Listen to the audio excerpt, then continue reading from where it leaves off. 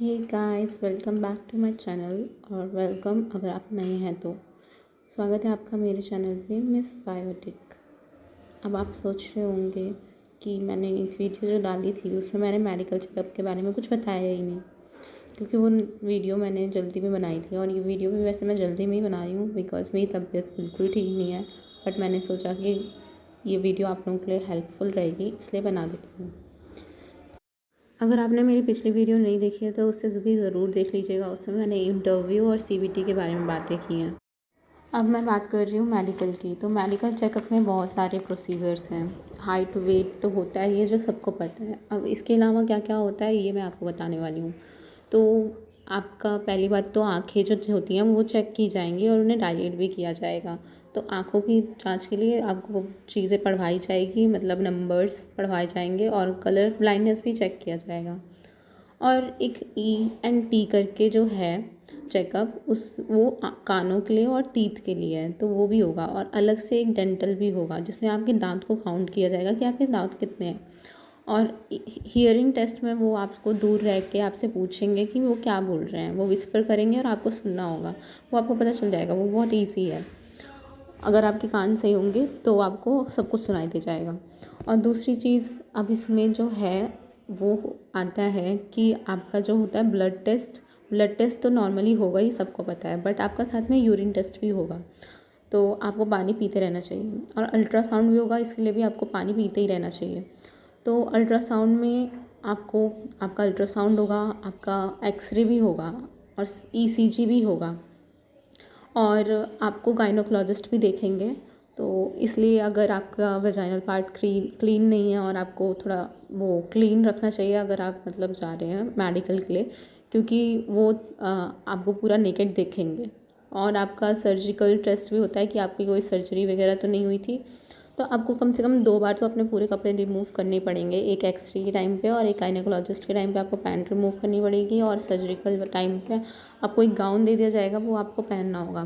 तो आप अगर शर्म करता है बिल्कुल भी तो आप थोड़ा सा केयरफुली जाइएगा। मतलब इसमें कोई शर्म वाली बात नहीं है, बट क्योंकि डॉक्टर हैं, डॉक्टर के सामने आपको कम से कम मतलब चीज़ें ऐसे रखनी पड़ेंगी बिकॉज़ मेडिकल चेकअप आपके पूरे बॉडी का होना है। बट मुझे ये सब चीज़ें नहीं पता थी तो मैं थोड़ी ऑकवर्ड थी हर टाइम पे कि ये सब क्या हो रहा है। बट ठीक है, दे आर डॉक्टर्स, सो ज़्यादा प्रॉब्लम आपको नहीं होनी चाहिए इसमें।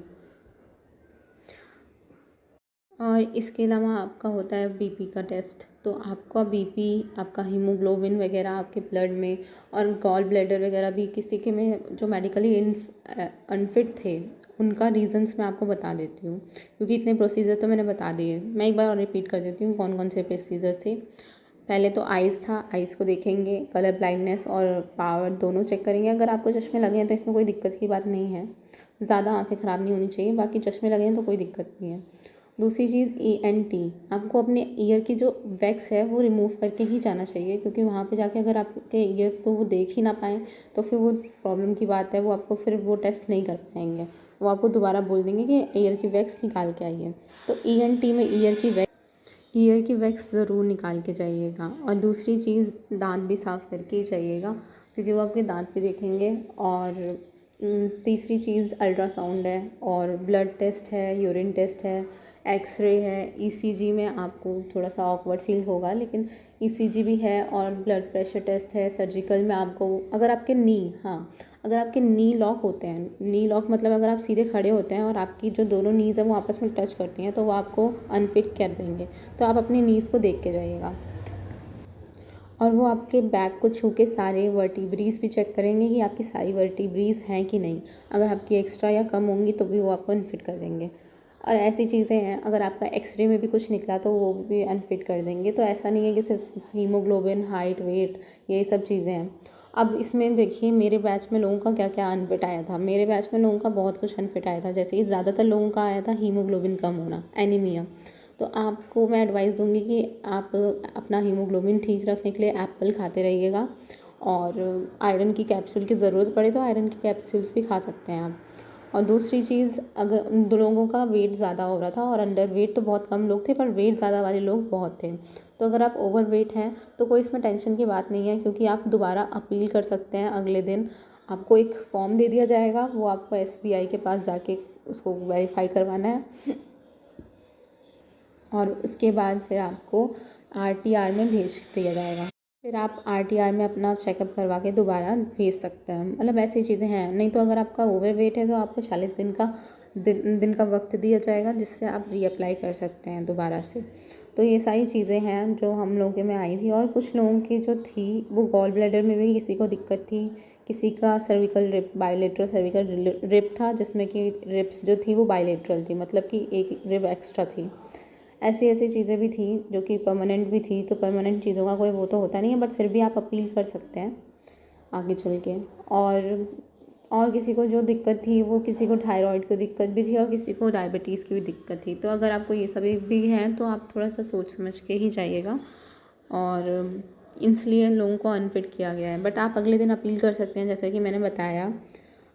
SBI के एक फ़ॉर्म देंगे, 2 फॉर्म देंगे वो आपको। एक SBI के पास ले जाके आपको उसे वेरीफाई करवाना है, और दूसरा आपको RTR या RNR करके एक ऑफिस है, वहाँ पे जाके आपको जमा करना होगा और आपको वहाँ पे दोबारा टेस्ट किया जाएगा। कुछ लोगों की ECG में भी प्रॉब्लम थी, उनका किसी का BP भी कम था या ज़्यादा था। तो ये सब चीज़ें हैं जो कि हम लोगों को अनफिट कर रही थी। अब मेरा तो परमानेंट चीज़ थी, तो इसलिए मैं तो अपील करने का मैंने सोचा ही नहीं, मैं वापस अपने घर आ गई। और कोई प्रॉब्लम हो, आपको कोई दिक्कत हो, कोई क्वेश्चन हो, कोई क्वेरी हो, तो आप मेरे से कमेंट में ज़रूर पूछ सकते हैं और मैं सबको आंसर करने की कोशिश करूँगी। और मेरे अंदर अभी एनर्जी थोड़ी कम है, बिकॉज़ मेरे को फ़ीवर और मेरा गला भी ख़राब हो गया है।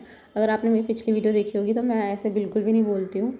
तो आपको अगर CBT और इंटरव्यू से कोई दिक्कत हो तो आप उसको वीडियो को ज़रूर चेक करना, और कोई प्रॉब्लम हो तो आप कमेंट में ज़रूर बता सकते हैं। तब तक के लिए बाय, और आप मेरे चैनल को सब्सक्राइब और लाइक ज़रूर करिएगा अगर ये हेल्पफुल है तो।